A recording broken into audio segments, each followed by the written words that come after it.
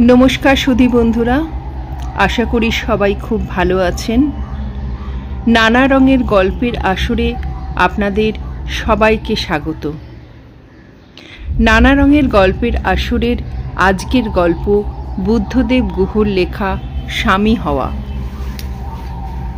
महुआ मिलन थेके आसा ट्रेनटा टोरी स्टेशने ढुकछिलो।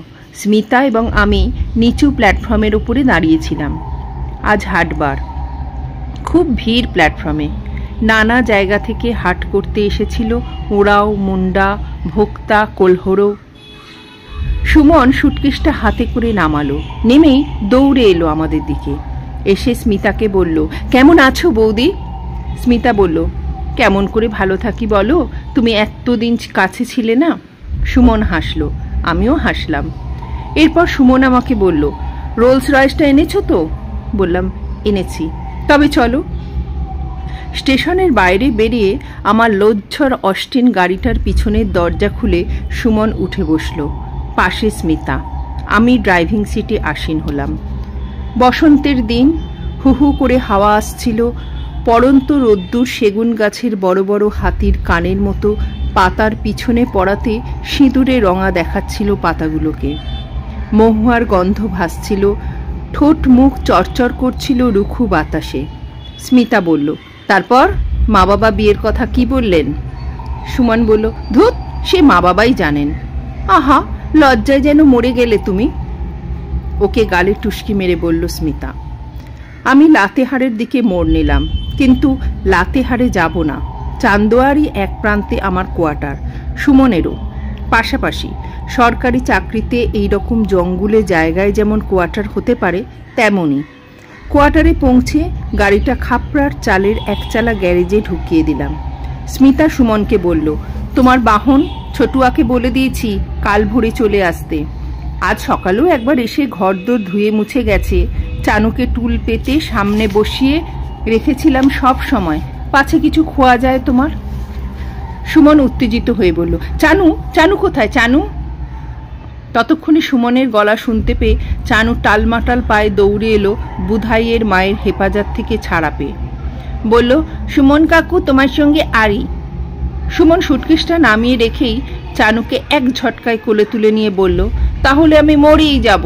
তোমার সঙ্গে আরি করে কি আমি বাঁচতে পারি? তোমার মা বাবা পারলেও বা পারতে পারেন, আমি কখনো পারবো না।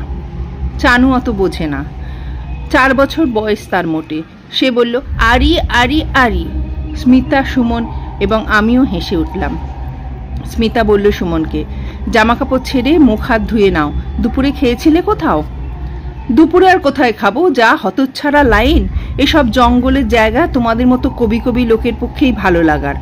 7 সকালে বারকানাতে খাওয়ার খেয়েছিলাম, পথে ম্যাকলাক্সকিগঞ্জে চা, কার্নি মেম সাহেবের দোকানের আলুর চপ, কালাপাতি জর্দা দেওয়া পান, গোটা আষ্টেক সারা পথে। স্মিতা বিরক্তির গলায় বলল, তাই? ঠোঁট দুটোর অবস্থা দেখেছো কি হয়েছে? এখানের গরমে ফাটা লাল মাটির মতো। সুমন বলল, কথা না বলে শিগগিরই খেতে দাও তো। আমি আমার ঘরে গেলাম। আমার প্রিয় ইজি চেয়ারটাতে বসলাম। আমার সাম্রাজ্যে আমার বই, বইয়ের আলমারি গড়গড়া। ছুটির দিনে গেঞ্জি আর পাজামা পরে সারা দিন বই পড়েই কাটে আমার। আমি বড় কুঁড়ে লোক, স্মার্ট, এনার্জেটিক।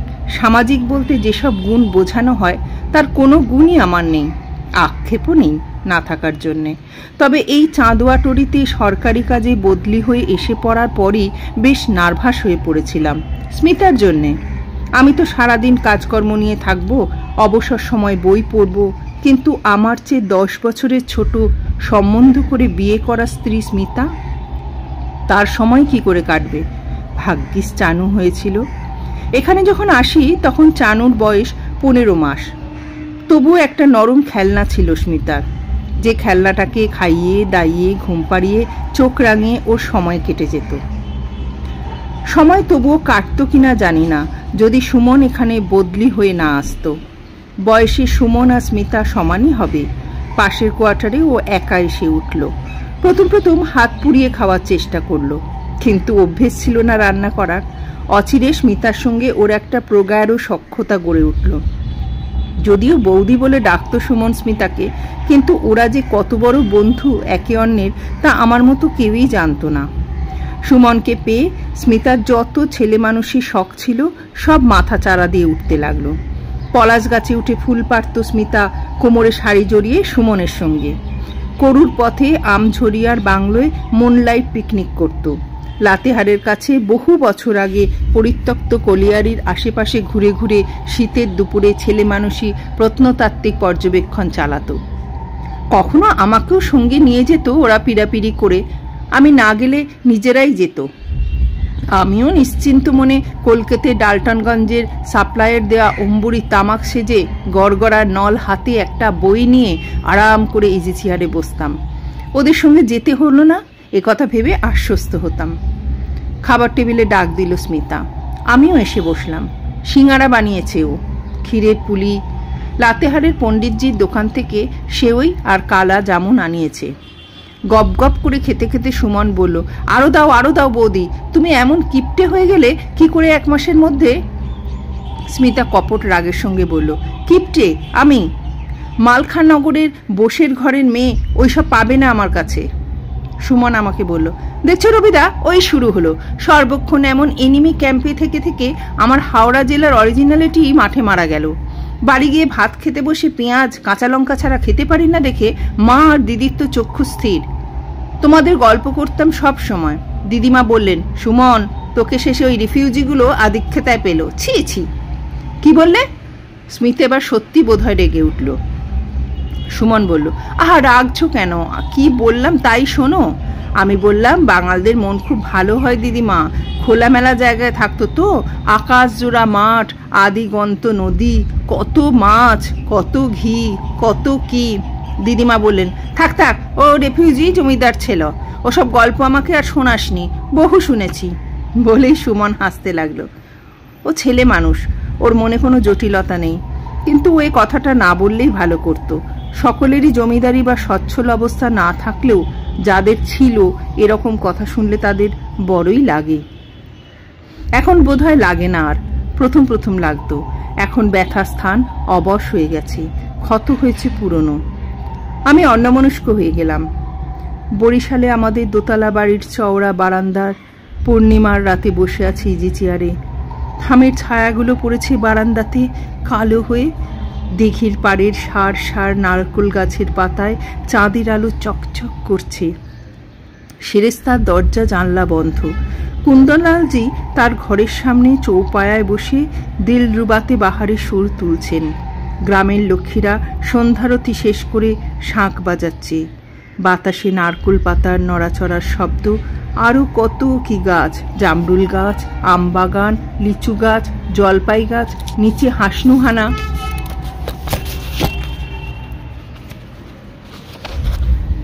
কাঠটগরের ঝোঁক, পাশে পাশে হরেক রকমের চাঁপা। আমার দোতলার ঘরের জানলা অবধি উঠে এসেছে একটা কনক চাপার গাছ। গাড়ি ঢোকার পথের পাশে ছিল ম্যাগনোলিয়া গ্ল্যান্ডিফোরার শাড়ি। আমি অন্যমনস্ক হয়ে গেছিলাম। স্মিতা বলল, কি হলো, তোমার চা যে ঠান্ডা হয়ে গেল? সুমন বলল, রবিদাদা রাগ করলে নাকি? আমি বললাম, না রে পাগল। স্মিতা সুমনকে বলল, আর 2টো সিঙ্গারা খাবে?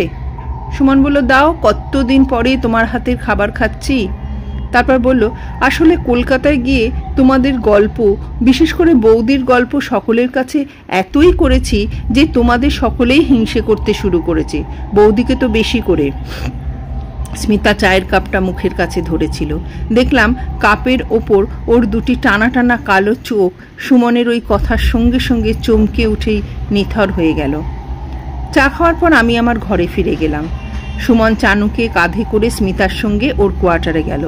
স্মিতা সব গুছিয়ে গাছিয়ে দিয়ে আসবে, আগোছালো একা লোকের সংসার। যাওয়ার সময় স্মিতা বলে গেল বুধাইয়ের মাকে যে একটু পরে এসে যেন চানুকে নিয়ে যায়, খাওয়ার সময় হয়ে যাবে চানুর। ওরা দুজনে যখন ফিরল সুমনের কোয়ার্টার থেকে, তখন গভীর রাত। আমি এডওয়ার্ড জাস্টিংয়ের লেখা হাওয়াইয়ের ইতিহাস পড়ছিলাম। ইতিহাস পড়তে পড়তে 1000 বছরের ব্যবধান এত সামান্য মনে হয় যে ঘন্টার খবর রাখতে তখন আর ইচ্ছে করে না। দুপুরেই রান্না সেরে রেখেছিল স্মিতা। বুধাইয়ের মা গরম করে দিল খাওয়ার দাওয়ার। স্মিতা খাবার সাজিয়ে ও এগিয়ে দিতে দিতে বলল, দেখো সুমন, কত কি এনেছে আমাদের জন্য, এইটা আমার শাড়ি বলেই চেয়ারের ওপর থেকে শাড়িটা তুলে দুহাতে মেলে ধরে দেখালো। তারপর বলল, এরকম একটাও শাড়ি তুমি আমাকে দাওনি। আমি বললাম, এ তো দারুণ দামি শাড়ি। সুমন বলল, বৌদি কি আমার কম দামি? স্মিতা আবার আমাকে বলল, এই যে তোমার পাঞ্জাবি ও পায়জামা, এই চানুর জামা প্যান্ট। আমি রুটি ছিঁড়তে ছিঁড়তে বললাম, করেছো কি সুমন? এইরকম নকশা কাটা চিকনের পাঞ্জাবি কি আমাকে মানায়? এ তো ছেলে মানুষদের জন্যে।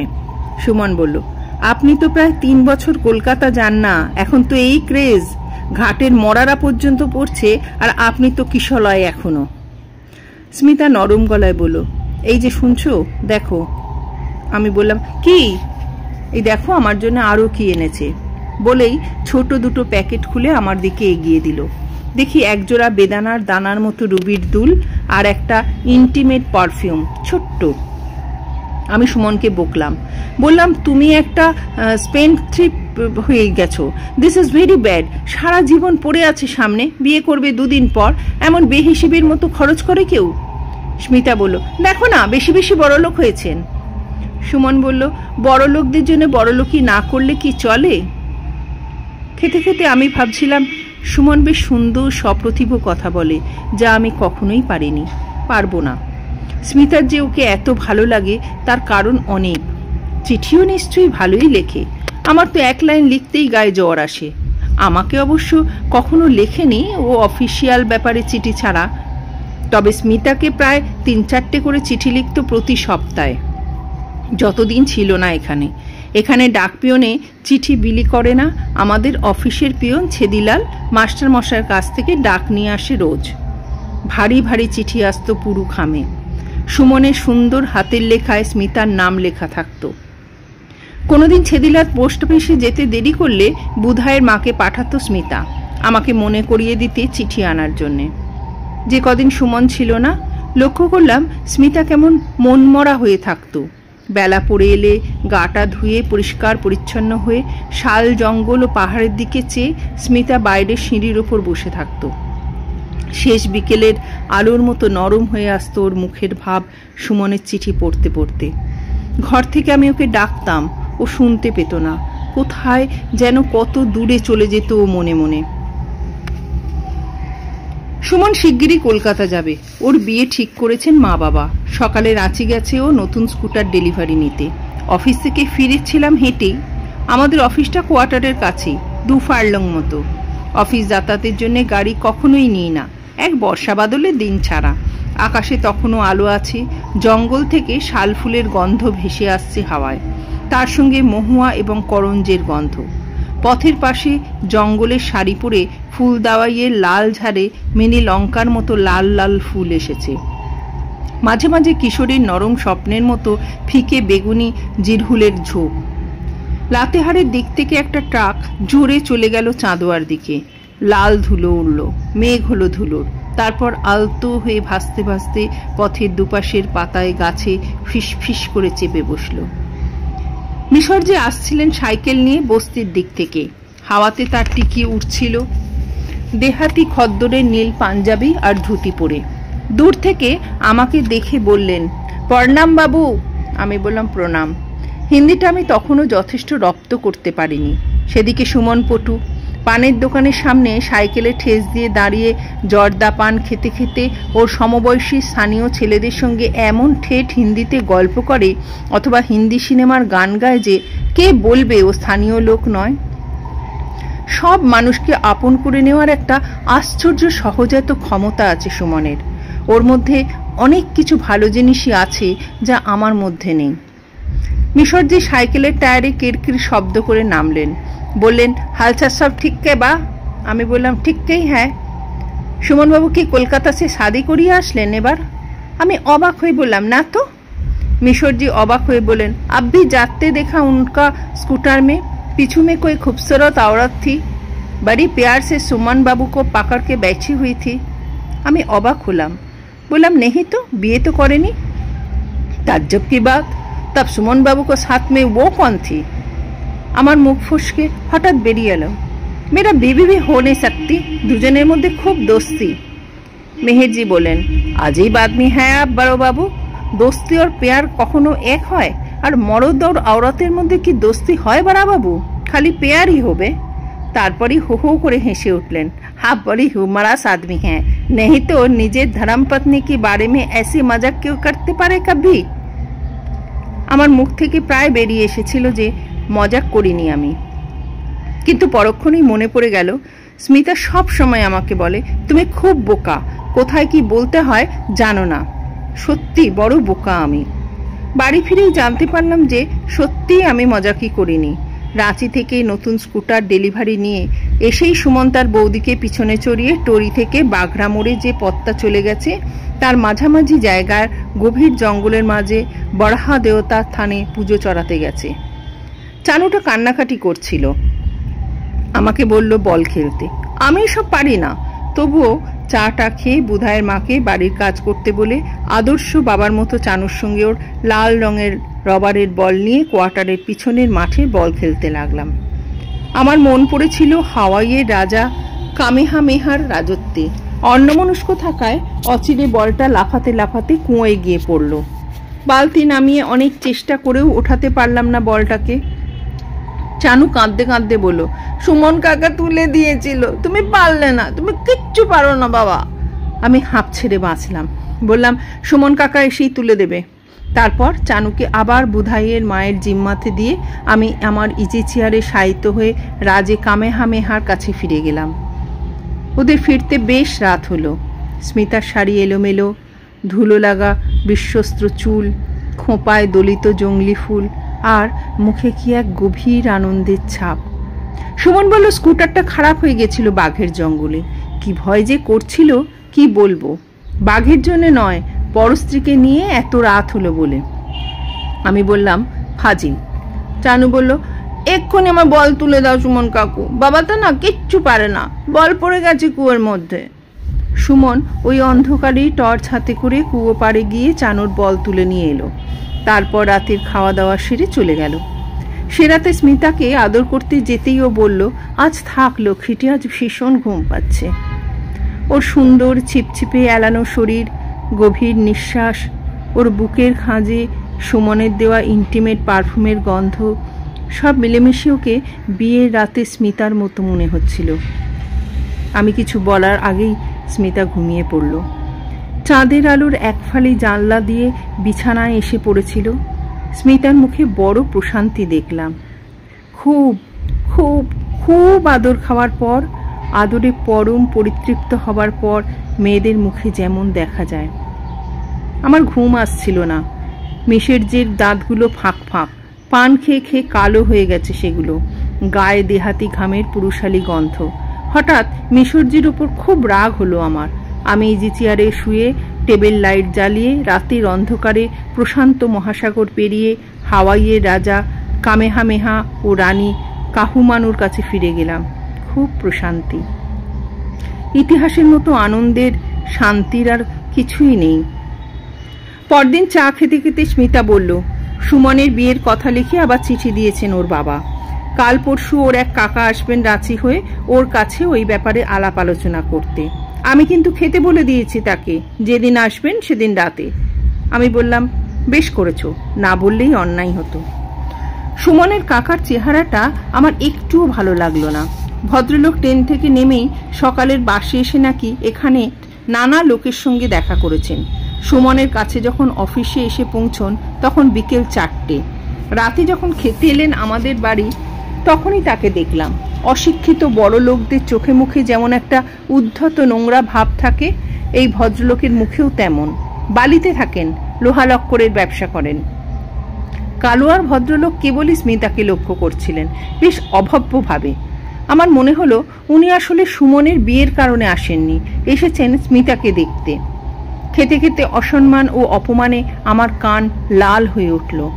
সে রাতেই আমি প্রথম স্মিতাকে কথাটা বললাম। না বলে পারলাম না। মিশরজির কথা বললাম, সুমনের কাকার কথা বললাম। বললাম ছোট জায়গা, অশিক্ষিত অনুদার সব লোকের বাস, বাড়ির বাইরে একটু বুঝে শুনে চলাফেরা করতে। স্মিতা চুপ করে আমার কথা শুনল, আমার মুখের দিকে তাকিয়ে রইল, কিন্তু কিছুই বলল না। আমি বললাম, তোমার ব্যবহারে সুমন যদি তোমার স্বামী বা প্রেমিক বলে ভুল করে বাইরের লোক, তাহলে আমার পক্ষে তাকে খুব সম্মানের। স্মিতা রেগে উঠল, বলল, আচ্ছা তুমি কি স্কুটারে বসলে যে চালায় তাকে না জড়িয়ে ধরে কেউ বসতে পারে? তারপর বললেন, মিশরজি বা কি বললো তাতে আমার কিছু যায় আসে না, তুমি কি বলো সেইটাই বড় কথা। আমি বললাম, আমি কি কখনো কিছু বলেছি? কিন্তু নিজের সম্মানের কারণ না বলেও তো উপায় দেখছি না এখন। তোমাকে যদি লোকে খারাপ বলে তা কি আমার ভালো লাগবে? স্মিতা বলল, নিজের মনের কথাও যে ওই তা তো বলতেই পারো, অনেক দিন আগে বললেই পারতে। নিজের কথা অন্যের মুখের বলে চালাচ্ছ কেন? আমি স্মিতার কথায় ব্যথিত হলাম। কিছু না বলে ইজি চেয়ারে নিরুপদ্রব রাজত্বে ফিরে গেলাম। কয়েকদিন পরে সুমনের খুব জ্বর হলো। আমি বলেছিলাম, ও আমাদের বাড়িতেই এসে থাকুক, ছেলে মানুষ, বিদেশে বেহুশ অবস্থায় একা বাড়িতে থাকবে কি করে? তাছাড়া কদিন পরেই ওর বিয়ে, কি অসুখ থেকে কোন অসুখে গড়ায় তা কে বলতে পারে? স্মিতা জেদ ধরে বলেছিল, না আমাদের বাড়িতে ও মোটেই থাকবে না। বলেছিলাম, তাহলে ও সেবা শুশ্রূষা করো, রাতে না হয় আমিই গিয়ে থাকবো, তুমিও থাকতে পারো ইচ্ছা করলে। স্মিতা বলল, থাক, এত ঔদার্য নাইবা দেখালে, তোমার মিশরজিরা কি তাহলে চুপ করে থাকবে? সারাদিন স্মিতাই দেখাশোনা করলো। রাতে আমিই গেলাম সুমনের বাড়ি। ওর শোবার ঘরে ক্যাম্প খাট পেতে থার্মোমিটার, ওষুধ, ওডিকলন সব ঠিকঠাক করে দিয়ে গেল স্মিতা। নতুন জায়গায় ঘুম আসছিল না আমার। অনেকক্ষণ জেগে বসে বসে সিগারেট খেলাম। তারপর পাশের ঘরে গেলাম। সুমন তখন ঘুমোচ্ছিল। পাশের ঘরের টেবিলে একটা চিঠি পড়েছিল, ইনল্যান্ড লেটারে লেখা, সুমনের নামে। সুমনের মায়ের লেখা চিঠি। কেন জানি না ওই নিস্তব্ধ রাতে ঝিঁঝির ডাকের মধ্যে আমার মন বলল, এই চিঠির ভিতরে এমন কিছু আছে যা স্মিতা ও সুমনের সম্পর্ক নিয়ে লেখা। টেবিল লাইটের সামনে চিঠির ভেতরে আঙুল দিয়ে চিঠিটা গোল করে ধরে পড়তে লাগলাম। যতটুকু পড়লাম তাই যথেষ্ট। সুমনের মা লিখেছেন, সুমনের কাকার চিঠিতে জানতে পেরেছেন তিনি যে সুমন একটি ডাইনির পাল্লায় পড়েছে, এক ভেরুয়ার বউ সে। সুমন জানে না যে সুমনের কত বড় সর্বনাশ সেই মেয়ে করছে ও করতে চলেছে। সুমন ছেলে মানুষ, মেয়েদের পক্ষে কি করা সম্ভব আর কি অসম্ভব সে সম্বন্ধে ওর কোনো ধারণাই নেই। সুমনের ভাবি শ্বশুরবাড়ির লোকেদের কোনো আত্মীয়ের কাঠের ব্যবসা আছে লাতেহারে। তারাও খোঁজ নিয়ে জেনেছেন যে সুমনের কাকা যা জানিয়েছেন তা সত্যি। পাত্রীপক্ষ বেঁকে বসেছে যে ওই বজ্জাত স্ত্রীলোকের সঙ্গে সব সম্পর্ক ত্যাগ না করলে এবং বিয়ের পরেই ওখান থেকে ট্রান্সফার নিয়ে চলে আসার চেষ্টা না করলে এ বিয়ে হবে না। এত সুন্দরী ও বড়লোকের মেয়েও আর পাওয়া যাবে না। তাদের দেও পণের টাকাতেই সুমনের বোন মিনুর বিয়ে হয়ে যাবে। যদি সুমনের তার বাবা মা বোন তাদের পারিবারিক ঐতিহ্য এবং নিজের সম্বন্ধেও কোনো মমত্ব থাকে, তাহলে এই রিফিউজি ডাইনির সঙ্গে সব সম্পর্ক এক্ষুনি ত্যাগ করতে হবে। সুমনের ট্রান্সফারের জন্যে অথবা সেই ডাইনির ভেড়া স্বামীর ট্রান্সফারের জন্যও পাটনাতে তারা মুরব্বি লাগিয়েছেন। সুমনের সমস্ত ভবিষ্যৎ ও তার কচি মাথা ওই ডাইনি কাঁচা চিবিয়ে খাচ্ছে। অমন ছেনাল মেয়ে ছেলের কথা ওরা জন্মেও শোনেননি। বড় ভুল হয়ে গিয়েছিল আমার। হাওয়াইয়ের ইতিহাসটা বাড়িতে রেখে এসেছিলাম। আমার ঘুম হবে না, কামেহামেহার সঙ্গে থাকলেই ভালো করতাম। পরে মনে হলো এ চিঠিটা স্মিতাকে দেখানো উচিত। আমার মতো স্বামী বলে কি আমার চোখের সামনে যা নয় তাই করে বেড়াবে? ওদের মধ্যে সম্পর্ক কতদূর গড়িয়েছে তা কে জানে। এই সম্পর্কে সুমনের উৎসাহই বেশি ছিল না স্মিতার নিজে, তা ভগবানই জানেন। এ সংসারে ভালো মানুষের শাস্তি এভাবেই পেতে হয়। ভালো মানুষ মানেই বোকা মানুষ। যে নিজের জরু গরু শক্ত হাতে পাহারা দিয়ে রাখতে না পারে, তার মান সম্মান এমনি করেই ধুলোয় লুটোয়। বড় বিশ্বাসঘাতক, অকৃতজ্ঞ, কৃতজ্ঞ এই পৃথিবী, এই মেয়ে ছেলের জাত। এরা কার ছেলে কখন কোলে করে বড় করে ফেলে তা আমার মতো ভেড়া স্বামীর জানার কথা নয়। দ্য ল্যাম্ব, মেরা, সত্যি সত্যি আমি একটা ভেড়া। সুমনের জ্বর যেদিন ছাড়ল সেদিনেও লিকুইডের ওপর রাখলো স্মিতা ওকে। পরদিন সুমন যা খেতে ভালোবাসে, সুজির খিচুড়ি, মুচমুচে বেগুনি, করকরে করে আলু ভাজা, হটকেশে ভরে খাওয়ার সময় নিয়ে গিয়ে খাইয়ে এলো স্মিতা। জ্বর ভালো হতেই সুমন একদিন বলল, রোজ রোজ আমাদের বাড়ি এসে খাওয়া দাওয়া করতে ওর অসুবিধা হয়, এবার থেকে ছোটুয়াই রেঁধে বেড়ে দেবে ওকে। তাছাড়া 7 দিন পর তো চলেই যাচ্ছে। বলল স্মিতার কষ্ট এবার শেষ হবে। সুমনের বিয়েতে সুমন আমাদের কাউকেই কলকাতায় যেতে বলল না। আমাদের নামে ওদের বাড়ি থেকে কোনো কার্ডও এলো না। সুমনই একটা কার্ডে কালো কালি দিয়ে আমাদের নাম লিখে পাঠিয়ে দিল ছোটুয়ার হাতে। স্মিতা আমাকে বলল, বিয়ে করতে যাচ্ছেন, ভারী লজ্জা হয়েছে বাবুর, বিয়ে যেন আর কেউ করে না, নিজে হাতে কার্ড দিতেও লজ্জা। সুমন যেদিন যায় রাঁচি হয়ে গেল। আমরা বাস স্ট্যান্ডে ওকে তুলে দিয়ে এলাম। চানু বলল, কাকিমাকে নিয়ে এসো কিন্তু সুমন কাকু, আমরা খুব বল খেলবো। স্মিতা হেসে বলল, তোমার ঘর ফুল দিয়ে সাজিয়ে রাখবো, স্টেশনে তোমাদের আনতে যাব আমরা। সেদিন তোমার বাড়িতে রান্নাবান্নার পাট রেখো না, আমাদের বাড়িতেই খাওয়া দাওয়া করবে, থাকবে সারাদিন। সুমন জবাব দিল না কোনো, শুধু বলল, চলি। বাসটা ছেড়ে দিল। সুমন চলে যাওয়ার পরই আমাদের বাড়িতে আশ্চর্য এক বিষাদ নেমে এলো। সুমনের আগেও অনেকবার ছুটিতে গেছে, কিন্তু এবারে যাওয়াটা অন্য রকম। যে সুমন বাসে উঠে চলে গেল, সেই সুমন আর ফিরবে না এই টরিতে। আমি সে কথা জানতাম, স্মিতাও জানতো, যদিও ভিন্নভাবে। এবারে গিয়ে অবধি একটাও চিঠি দিল না সুমন স্মিতাকে। আমাকে না জানিয়ে ছেদিলালকে পোস্ট অফিসে পাঠাতো স্মিতা চিঠির খোঁজে। স্মিতার মানসিক কষ্ট দেখে আমি একটা পরম পরিতৃপ্তি পেতাম। যে নিজে কাউকে আঘাত দিতে শেখেনি, দুঃখ দিতে জানেনি, তাদের অদেয় আঘাত ও দুঃখ যে অন্যজনকে অন্য কোণ থেকে এসে বাজে, এই জানাটা জেনে ভারী ভালো লাগছিল আমার। মনে মনে বললাম, শাস্তি সকলকেই পেতে হয়, তোমাকেও পেতে হবে স্মিতা। স্মিতা আমার সঙ্গে কোনোদিনও সুমনের এই হঠাৎ পরিবর্তন সম্বন্ধে আলোচনা করেনি। সুমনের সঙ্গেও করেছিল বলে জানি না, করলেও তা আমার জানার কথা নয়। ওদের সম্পর্কটা গভীর ছিল বলেই সুমনের হঠাৎ পরিবর্তনের আঘাতটা স্বাভাবিক কারণেই বড় গভীরভাবে বেজেছিল ওর বুকে, এ কথা বুঝতাম। স্মিতা মুখ বুজে সংসারের সব কর্তব্যই করত। আমাকে খেতে দিত, জামা কাপড় এগিয়ে দিত, লেখাপড়ার টেবিল গুছিয়ে রাখত, শোয়ার সময় মশারি গুঁজে দিত, তারপর নিজে বারান্দায় গিয়ে বসে থাকত। মাঝরাতে উঠে বাথরুমে যেতে গিয়েও দেখতাম স্মিতা বারান্দায় বসে আছে অন্ধকারে। বলতাম, শোবে না? পরে অস্ফুটে বলতো ও। শুধোতাম, মশা কামড়াচ্ছে না? ও বলতো, না। আমি মনে মনে বলতাম, পোড়ো, নিজের কৃতকর্মের আগুনে পুড়ে মরো নিজে। ব্যাটারিতে চলা একটা রেকর্ড প্লেয়ার ছিল আমাদের বাড়িতে, বিয়ের সময় কে যেন দিয়েছিল। তাতে ওই সময় একটা গান প্রায়ই চাপাতো স্মিতা, রবি ঠাকুরের গান। মোরা ভোরের বেলায় ফুল তুলেছি, দুলেছি দোলায়, বাজিয়ে বাঁশি গান গেয়েছি বকুলের তলায়, ইত্যাদি ইত্যাদি। প্রথম লাইন পুরানো সেই দিনের কথা। রবীন্দ্রসঙ্গীত সম্বন্ধে আমার কোনো আসক্তি নেই, খুব বেশি শুনিও নি, কিন্তু ওই গানটার মধ্যে একটা চাপা দুঃখ ছিল, সেটা আমার অসহ্য লাগতো। একদিন স্মিতা সন্ধেবেলায় পাণ্ডে সাহেবের বাড়িতে গিয়েছিল চানুকে নিয়ে তার মেয়ের জন্মদিনে। সেই সময় তাক থেকে বই নামাতে গিয়ে আমার হাতের ধাক্কা লেগে রেকর্ডটা মেঝেয় পড়ে ভেঙে গেল। আমি কি অবচেতন মনে রেকর্ডটাকেই ভাঙতে চেয়েছিলাম? জানি না। বুধায়ের মা শব্দ শুনে দৌড়ে এলো।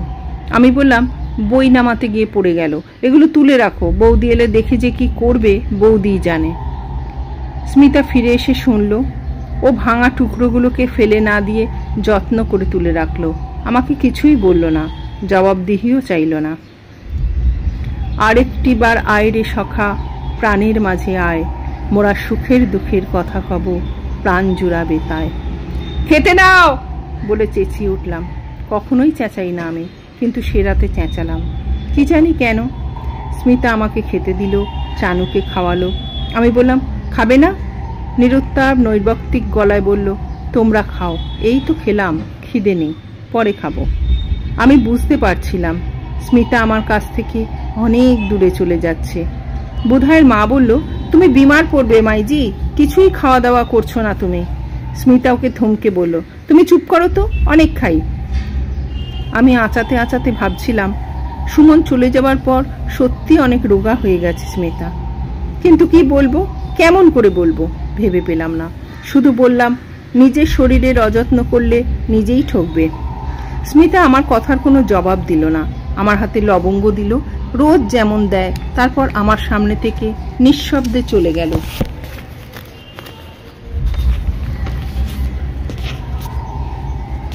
কাল সুমনরা আসবে। স্মিতা আর আমি দুজনেই গাড়ি নিয়ে রাঁচি গিয়ে ফিরাইলের দোকান থেকে সুমন আর সুমনের স্ত্রী অলকার জন্যে আমাদের সাধ্যাতীত প্রেজেন্ট কিনে এনেছি। ফুলের অর্ডার দিয়ে এসেছি। কাল সকালের বাসে টাটকা মাছ, ফুল, রাবড়ি, সন্দেশ সব নিয়ে আসবে বলে বাসের ড্রাইভারকে টাকা এবং বকশিসও দিয়ে এসেছি। স্মিতারও ভাই নেই, আমারও নেই। বেশ ভাইয়ের বিয়ে মনে হচ্ছে আমাদের। ভোর 5টা থেকে উঠে পড়েছি স্মিতা। এ কদিনে অনেক রোগা হয়ে গেছে সত্যি, কিন্তু চেহারাটা যেন আরও সুন্দর হয়েছে। চোখ দুটি আরও বড় বড়, কালো, কাজল টানা। বিরহ মানুষকে সুন্দর করে, চোখের সামনেই দেখছি। অন্যান্য রান্না করতে না করতেই মাছ এসে গেল। দই মাছ করেছে কাতলা মাছের, খুব ভালোবাসে সুমন। মুড়ি ঘন্ট, মাছের টক, মুরগির কারি, পোলাও, সঙ্গে তো মিষ্টি ও রাবড়ি আছেই। রাতের জন্য আরও বিশেষ বিশেষ পদ, ফিশ রোল। আমি অফিসে একবার বুড়ি ছুঁয়েই চলে এসেছি। অফিসে সুমনের সব সহকর্মীরাও উৎসুক হয়ে কখন ওরা এসে পৌঁছায় তার প্রতীক্ষায় ছিল।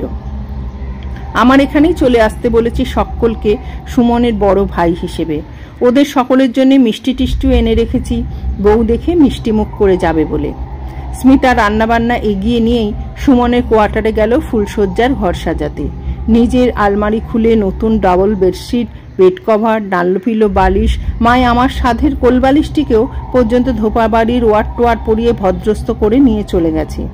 এমনই ভাব যে সুমন নতুন বউয়ের সঙ্গে শোবে না, যেন স্মিতার সঙ্গেই শোবে। মেয়েদের ভালোবাসার রকমটাই অদ্ভুত।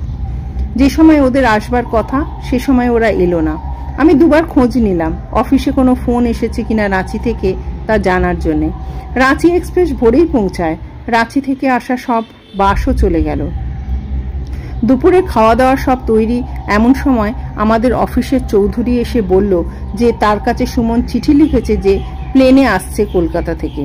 এয়ারপোর্ট থেকে ট্যাক্সি নিয়ে সোজা আসবে এখানে, বিকেল বিকেল পৌঁছবে। রাঁচির মেন রোডের কোয়ালিটিতে লাঞ্চ করে।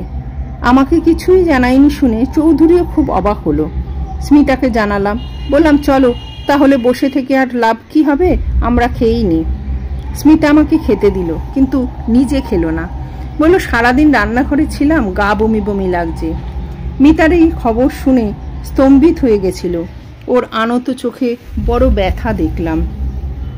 সন্ধ্যের মুখে মুখে সুমন আর অলকা এলো ট্যাক্সিতে করে, সঙ্গে কোয়ালিটির খাবারের প্যাকেট।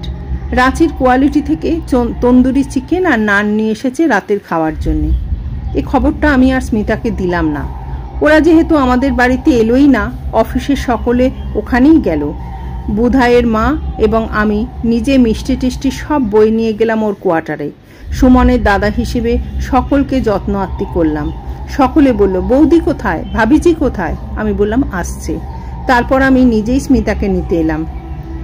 দেখলাম স্মিতা চান করে সুমনের কলকাতা থেকে আনা সেই সুন্দর লাল আর কালো সিল্কের শাড়িটা পরেছে। কানে সুমনের দেওয়া বেদানার দানার মতো রুবির দুল, গায়ে সুমনেরই ইন্টিমেট পারফিউমের গন্ধ। আমি বললাম, চলো স্মিতা। স্মিতা বলল, সুমনের স্ত্রী কেমন দেখলে? আমি বললাম, দেখিনি এখনো। চানু আগেই বুধাইয়ের মায়ের সঙ্গে চলে গিয়েছিল। আমি আর স্মিতা এগোলাম। আমাদের দেখে সুমন উঠে দাঁড়ালো। স্ত্রীকে বলল, এই যে রবিদা আর বৌদি। সুমনের স্ত্রী উঠে দাঁড়িয়ে হাত জোর করে আমাকে নমস্কার করলো। স্মিতার দিকে ফিরেও তাকালো না। সুমন ঠান্ডা নৈর্ব্যক্তিক গলায় বলল, বৌদি কেমন হয়েছে আমার বউ?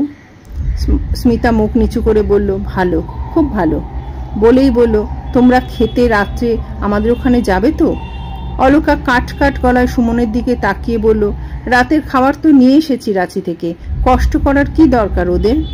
স্মিতা কিছুই বলতে পারল না। আমি বললাম, তোমরা যা ভালো মনে করো করবে। অফিসের সহকর্মীরা হই হই করে উঠল, বলল, ইয়ার কি নাকি? দাদা বৌদি কাল রাঁচি থেকে বাজার করে আনলেন, সারাদিন ধরে রান্না করলেন বৌদি, আর তোমরা খাবে না মানে? এ কেমন কথা? অলকা আমাকে বলল, তাহলে যদি এখানেই পাঠিয়ে দেন, আমরা বড় টায়ার্ড। চানু কিছুক্ষণ সুমনের কোলের কাছে ঘেঁষাঘেঁষি করে বুঝল যে সুমনের ওপর তার যে নিরঙ্কুশ দাবি ছিল তার নেই। শাড়ি পরা একজন নতুন মহিলা এখন তার সুমন কাকুর অনেকখানি নিয়ে নিয়েছে। সুমন কাকু বল খেলল না, তাকে কাঁধে চড়ালো না, তাকে তেমন আদরও করল না দেখে সে তার মায়ের আঁচলের কাছে সরে গেল। শিশুরা আদর যেমন বোঝে, অনাদরও। স্মিতা সুমনকে বলল, তাহলে তাই হবে, খাবার দাবার সব এখানেই পাঠিয়ে দেবো। কটায় পাঠাবো? 9টা নাগাদ? সুমন এই প্রথমবার চোখ তুলে তাকালো, স্মিতাকে দেখলো। ওর ভালোবাসায় মোড়া শাড়িতে ওর আদরে দেওয়া রুবির দুল পরা স্মিতা, কিন্তু স্মিতা যে খুব রোগা হয়ে গেছে তাও নিশ্চয়ই চোখে পড়ল। সুমনের চোখ দুটি এত আনন্দের মাঝেও হঠাৎ ব্যথায় যেন নিষ্প্রভ হয়ে উঠল। এক মুহূর্ত স্মিতার মুখে তাকিয়ে চোখ নামিয়ে বলল, আচ্ছা বৌদি, 9টার সময়ই পাঠিও। সঙ্গে সঙ্গে সুমনের স্ত্রী সুমনের দিকে তাকালো। স্মিতা চানুকে নিয়ে পায়ে হেঁটে বাড়ি ফিরে গেল। আমি রয়ে গেলাম। তক্ষুনি চলে গেলে খারাপ দেখাতো। চেনা জানা এত লোক চারপাশে, কত লোক কত কথা বলছিল, রসিকতা, হাসি, ঠাট্টা। ওদের শোবার ঘর ভারী সুন্দর করে সাজানো হয়েছে এ কথা সকলেই বলল। অলকা কোনো মহিলাকে জিজ্ঞেস করলো, কে সাজালেন শোয়ার ঘর? তিনি বললেন, রবি দাদার স্ত্রী স্মিতা বৌদি। অলকা বলল, তাই বুঝি? অতিথিরা একে একে প্রায় সকলেই চলে গেলেন। বুধায়ের মা আর ছোটুয়া যতক্ষণ না ওদের খাওয়া দাওয়া হলো ততক্ষণ আমাকে থাকতেই হলো। বুধায়ের মা এসে বলল, বৌদির শরীর খারাপ, সারাদিন রান্নাঘরে ধকল গেছে, বাড়ি গিয়েই শুয়ে পড়েছিল। এই খাবার দাবার কোনো রকমে বেড়ে দিয়ে আবার শুয়ে পড়েছে। তারপর বুধায়ের মা সুমনের দিকে তাকিয়ে বলল, বৌদি আসতে পারল না। সুমন একটু অন্যমনস্ক হয়ে গেল কথাটা শুনে। অলকা আমাকে বলল, আপনি তাহলে যান ওর কাছে, শরীর খারাপ যখন। আমি বললাম, আপনারা একা একা খাবেন? চৌধুরী বলল, আরে দাদা, ওরা তো এখন একাই থাকতে চাইছে, দেখছেন না আমাদের সকলকে কিভাবে তাড়িয়ে দিচ্ছে। আমি হাসলাম, হাসতে হয় বলে। তারপর বললাম, আচ্ছা তাহলে তোমরা ভালো করে খেও। দু একজন কৌতূহলী অত্যুৎসাহী মহিলা বাসরে বর বউকে ঢুকিয়ে দেওয়ার জন্য রয়ে গেলেন। সুমন দরজা অবধি এলো একা একা। সিঁড়িতে দাঁড়িয়ে আমাকে কি যেন বলবে বলবে করলো, তারপর বলল না, শুধু বলল, আচ্ছা রবিদা। আমি যখন বাড়ি ফিরলাম তখন রাত প্রায় 10টা বাজে। চানু ঘুমিয়ে পড়েছে। বুধায়ের মা একা বসে আছে খাওয়ার ঘরে, মোড়া পেতে, দেওয়ালে মাথা দিয়ে। বুধায়ের মা বলল, দাদাবাবু আপনি খাবেন না? বৌদি খেয়েছেন? বৌদির শরীর ভালো নয়, শুয়ে পড়েছেন। আমি বললাম, আমাকে এক গ্লাস জল দাও বুধায়ের মা, আমিও খাবো না, শরীর ভালো নেই। বুধায়ের মা জল এনে দিয়ে হঠাৎ একটা দীর্ঘশ্বাস ফেলল। আমি চমকে তাকালাম তার দিকে। তার চোখেও দেখলাম বড় ব্যথা। বললাম, তুমি খেয়ে শুয়ে পড়ো বুধায়ের মা। বুধায়ের মা বলল, আমার খিদে নেই একদম। শোয়ার ঘরে গিয়ে দেখি স্মিতা সেখানে নেই। পাশের ঘরে ঢুকলাম, দেখি চানুর পাশে স্মিতা উপুর হয়ে সন্ধেবেলা সেই লাল কালো সিল্কের শাড়িটা পরেই শুয়ে আছে। ওর হালকা ছিপছিপে সুন্দর গড়নে চানুর পাশে অল্প বয়সী ওকে চানুর মা বলে মনেই হচ্ছিল না। আমি কাট্টাখোট্টা লোক, বুঝি কম, ভাবি কম, কিন্তু কেঁদে কেঁদে ঘুমিয়ে পড়া আমার চেয়ে 10 বছরের ছোট আমার ছেলে মানুষ স্ত্রীর দিকে অনেকক্ষণ চেয়ে রইলাম দরজায় দাঁড়িয়ে। তারপর ঘরে ফিরে গিয়ে জামা কাপড় ছেড়ে পায়জামা গেঞ্জি পরে আমি ইজি চেয়ারে শুলাম। অন্ধকার রাতের তারারা সমুজ্জ্বল। জঙ্গলের দিক থেকে মিশ্র গন্ধ আসছে হাওয়ায় ভেসে। শিয়াল ডাকছে লাতেহারের দিকের রাস্তা থেকে। গোঁ গোঁ করে মাঝে মধ্যে দু একটি মার্সিডিজ ডিজেল ট্রাক যাচ্ছে দূরের পথ বেয়ে। বাইরে আজও বড় বিধুর রাত। রাতের পাখিরা একে অন্যের সঙ্গে কথা বলছে। ঝিঝির একটানা ঝিনঝিনানি রবে ঘুমপাড়ানির সুর ভেসে আসছে জঙ্গলের দিক থেকে। ইজি চেয়ারে শুয়ে আমি কত কি ভাবছিলাম। এমন সময় ঘরে একটা মৃদু খসখস শব্দ হলো। পারফিউমের গন্ধে ঘরটা ভরে গেল। স্মিতা কথা না বলে সোজা এসে আমার বুকের মধ্যে মুখ গুজে ফুঁপিয়ে কেঁদে উঠল। আমার মধ্যে যে খারাপ মানুষটা বাস করে সে বলল, আঘাত দাও ওকে, এমন শিক্ষা দাও যে জীবনে যেন এরম আর না করে। ওর প্রতি এক তীব্র ঘৃণা ও অনীহাতে আমার মন ভরে উঠল। ভীষণ নিষ্ঠুর হয়ে উঠল আমার মধ্যে সেই আমিত্বময় সাধারণ স্বামী। কান্নার বেগ কমলে আমি বললাম, কি হলো? ও বলল, আমার জন্যে আজ তোমার এত লোকের সামনে, আমার জন্যে, আমি জানি। আমি চুপ করে রইলাম। আমাকে তুমি শাস্তি দাও। কিসের শাস্তি? ভুলের শাস্তি। আমি বললাম ব্যঙ্গাত্মক স্বরে, ভালোবেসেছিলে বলে অনুতাপ হচ্ছে? স্মিতা এবার মুখ তুলল, আমার পায়ের কাছে হাঁটু গেড়ে বসে বলল, আমার যে বিয়ে হয়ে গেছে, স্বামী ছাড়া অন্য কাউকে ভালোবাসা। আমি বললাম, আমি কি বললাম? বললাম, আমার কি এমন রূপগুণ আছে যাতে তোমার শরীরে ও মনে চিরদিন একা আমি সর্বে সর্বা হয়ে থাকতে পারি? সংসারের একজন স্বামীরই কি আছে? তারপর একটু চুপ করে থেকে ওর মাথায় হাত রেখে বললাম, আমার ভাগে যা পড়েছিল তাই যথেষ্ট ছিল। সেই ভাগের ঘরে কোনো শূন্যতা তো কখনো অনুভব করিনি স্মিতা, সত্যিই করিনি। স্মিতা অবাক হয়ে তাকিয়েছিল তার বোকা আগোছালো ভুলো মনের স্বামীর দিকে। দূরের ঝাঁটি জঙ্গল ভরা মহুয়াটারে চমকে চমকে রাতচরা টিটি পাখিরা ডেকে ফিরছিল, হাওয়া দিয়েছিল বনে বনে, কারা যেন ফিসফিস করছিল বাইরে। ভাবছিলাম এই মুহূর্তে আর একজন মানুষ সুমন তার নবপরিণীতা স্ত্রীকে বুকে নিয়ে শুয়ে আছে স্মিতারই ভালোবাসার হাতে পাতা বিছানাতে। সুমন এখন কি ভাবছে কে জানে, কিন্তু যদি স্মিতার কথা সুমন একবারও ভাবে তাহলে আমার মতো সুখী এ মুহূর্তে আর কেউই হবে না। অনেক বছর আগে বিয়ের রাতে যজ্ঞের ধোয়ার মধ্যে বসে যেসব সংস্কৃত মন্ত্র উচ্চারণ করেছিলাম তার বেশিরভাগই মানে বুঝিনি। সেদিন আমি আমার কোনো যোগ্যতা ব্যতিরেকেই স্বামী হয়েছিলাম স্মিতার। স্মিতা কাঁদছিল নিঃশব্দে, আমার বুক ভিজে যাচ্ছিল ওর চোখের জলে, কিন্তু ভীষণ ভালোও লাগছিল। স্মৃতিতে হঠাৎই বৌভাতের রাতটা ফিরে এলো। তখন মা বেঁচে ছিলেন, জ্যাঠামণি, রতন মামা, স্মিতার বাবাও, আরও কেউ কেউ আজ যারা নেই, আমার পুরনো বন্ধুরা। কত আনন্দ, কল্পনা সে রাতে, সুগন্ধ, সানাই। স্মিতার মাথায় হাত রেখে বসে থাকতে থাকতে আমার হঠাৎ মনে হলো যে আমি টোপর মাথায় দিয়ে সমাহরে গিয়ে স্মিতাকে একদিন তার পরিবারের শিকড় শুদ্ধ উপড়ে এনেছিলাম, তার সঙ্গে যে মানুষটা তার স্ত্রীর সুখে দুঃখে জড়াজড়ি করে অনেক অবিশ্বাস ও সন্দেহ পায়ে মারিয়ে বিবাহিত জীবনের কোনো বিশেষ বিলম্বিত মুহূর্তে সত্যি স্বামী হয়ে উঠলাম। তাদের দুজনের মধ্যে বিস্তরই ব্যবধান। বর হওয়া আর স্বামী হওয়া বোধহয় এক নয়। নমস্কার, ধন্যবাদ।